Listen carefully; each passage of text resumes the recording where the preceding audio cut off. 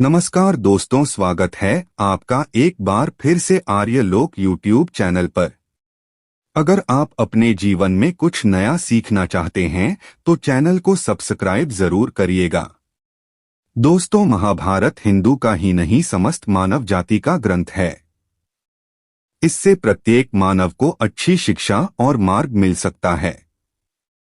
प्रत्येक मनुष्य को इसे पढ़ना चाहिए क्योंकि महाभारत में जीवन से जुड़ा ऐसा कोई भी विषय नहीं है जिसका वर्णन न किया गया हो और जिसमें जीवन का कोई समाधान न हो। इस ग्रंथ में देश, धर्म, न्याय, राजनीति, समाज, योग, युद्ध, परिवार, ज्ञान, विज्ञान, अध्यात्म और तकनीकी आदि समस्त विषयों का ज्ञान वर्णन मिलता है। आज की इस वीडियो में हम महाभारत के ऐसे प्रसंग के बारे बताएंगे जिससे आज का मानव बहुत कुछ सीख सकता है। बात उस समय की है जब पांचों पांडवों को वनवास हो गया था। वनवास जाने से पहले पांडवों ने भगवान श्री कृष्ण से पूछा, हे श्री कृष्ण, अभी यह द्वापर युग का अंत काल चल रहा है। आप हमें बताएं कि आने वाली कलयुग की चाल व गति क्या और कैसी होगी। श्री कृष्ण जवाब देते हैं, मैं तुम्हें इसका सीधा सा उत्तर तो नहीं दे सकता, लेकिन हाँ, तुम पांचों भाई वन में जाओ और वन में जो कुछ भी दिखे मुझे आकर बताओ। मैं तुम्हें उसका कलयुग में प्रभाव बताऊंगा। इसके बाद पांचों भाई वन में चले गए।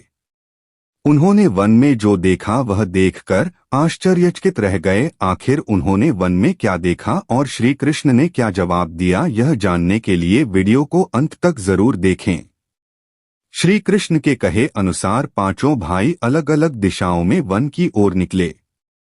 युधिष्ठिर भ्रमण पर थे। उन्होंने एक जगह पर देखा कि एक हाथी के 2 सूंड थे। यह देखकर युधिष्ठिर के आश्चर्य का ठिकाना नहीं रहा।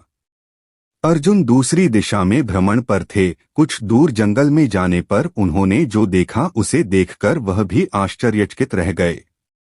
वहां पर देखा कि कोई पक्षी है जिसके पंखों के ऊपर वेदों की रचनाएं की हुई है और वह पक्षी मुर्दे का मांस खा रहा है। यह दृश्य देख अर्जुन कुछ समझ नहीं पाए। दोनों भाइयों की तरह भीम भी भ्रमण पर थे। उन्होंने जो देखा वह भी आश्चर्यचकित रह गए। उन्होंने देखा कि गाय ने एक बछड़े को जन्म दिया, लेकिन जन्म के बाद में गाय बछड़े को इतना चाट रही है कि उसका बछड़ा लहूलुहान हो गया है।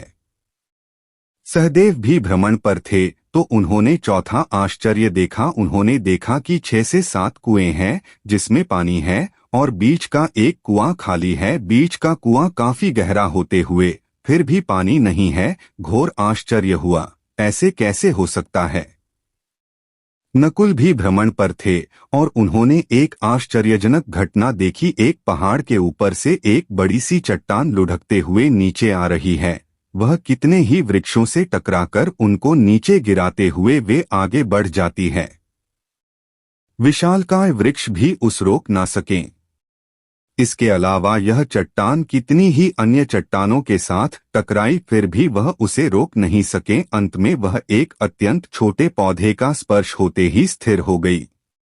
इसके बाद पांचों भाई एकत्रित हुए और शाम को भगवान श्री कृष्ण को अपने अनुभव सुनाए। सबसे पहले युधिष्ठिर ने कहा, मैंने तो पहली बार 2 सूंड वाला हाथी देखा। यह मेरे लिए तो बहुत ही आश्चर्यजनक था। भगवान श्री कृष्ण कहते हैं, धर्मराज, अब तुम कलिकाल की सुनो। कलयुग में ऐसे लोगों का राज्य होगा जो दोनों ओर से शोषण करेंगे।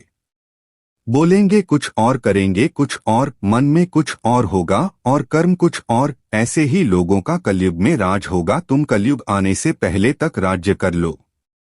युधिष्ठिर के बाद अर्जुन ने कहा, मैंने जो देखा है वह तो कहीं ज्यादा आश्चर्यजनक था। मैंने देखा कि एक पक्षी के पंखों पर वेदों की रचनाएं लिखी हुई है, पर वह पक्षी मुर्दे का मांस खा रहा है।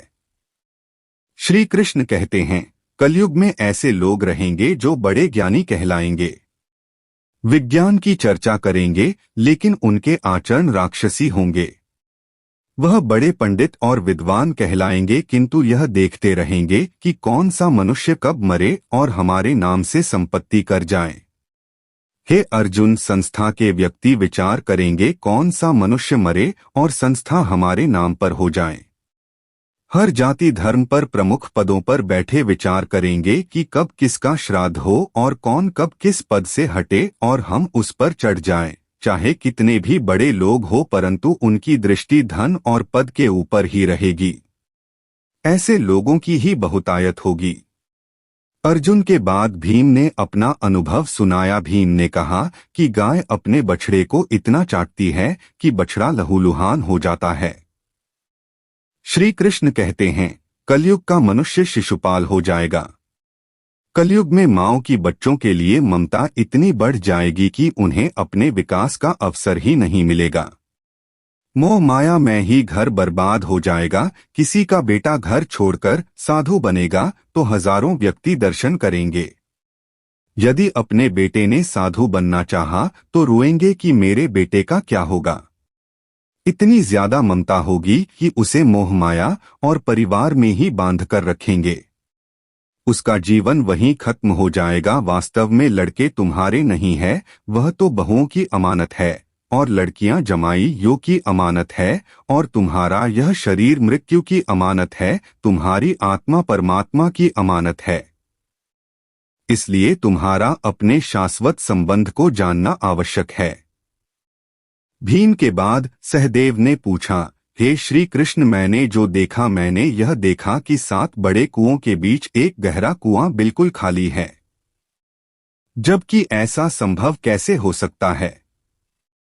भगवान श्री कृष्ण ने जवाब में कहा, कलयुग में लड़की के विवाह में, मकान के उत्सव में, छोटे बड़े उत्सवों में तो लाखों रुपए खर्च कर देंगे, परंतु पड़ोस में ही यदि कोई भूखा प्यासा मर रहा होगा तो यह नहीं देखेंगे कि उसका पेट भरा है या नहीं। उनका अपना ही सगा भूख से मर जाएगा, उसे देखते रहेंगे, और दूसरी ओर मौज मदिरा, मांस भक्षण, सुंदरता और जश्न में पैसे उड़ाएंगे, किंतु किसी के 2 आंसू पोंछने में उनकी रुचि ना होगी।